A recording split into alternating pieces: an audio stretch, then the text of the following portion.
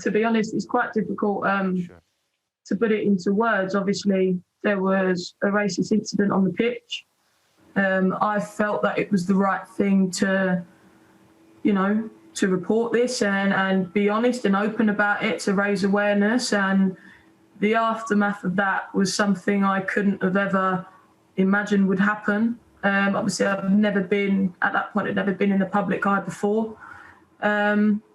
I just got thousands of comments flooding in, racial comments, comments obviously about women's football, my gender, about the way I looked.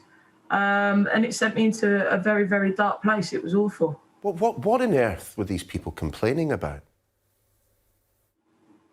Well, a lot of them were saying that I was doing it to almost get myself ahead in life, for a bit of clickbait. Which is just completely bizarre to me, that I was making it up, playing the race card. Someone actually said to me, I'm not actually black enough to be racially abused, that my skin was actually too light. So I had it the other way around as well. I had, monkey images sent to me, all sorts. Honestly, I couldn't.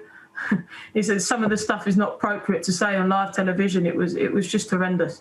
I'm struggling with the idea that someone can complain of you playing the race card when you're reporting incidents of racism. I'm getting an impression that the aftermath of the racism perhaps had a more significant and long-lasting effect on you than that which took place on the pitch. Yeah, 100%, because I think when you are racially abused, I think if you're racially abusing me, you're racially abusing everybody who is of, black heritage, Asian heritage, whatever it may be. So you almost feel absolutely, it's awful and it's incredibly upsetting and it's wrong, but you don't feel like it's so personal, if that makes sense. But some of the comments that I got were definitely more personal about me, my appearance, about my character as well. So that stuff is what really got to me, that I wasn't prepared for.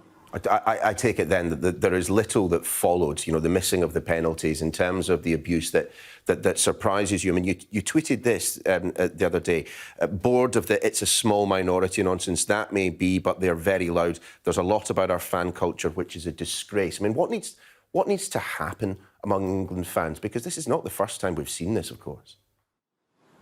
No, and it was awful. Honestly, when I woke up on Monday morning, don't get me wrong, I was as gutted as the next England fan at the result. But when I woke up immediately, I felt a sense of pride. I was proud of our boys. They brought so much joy to me personally and to the country.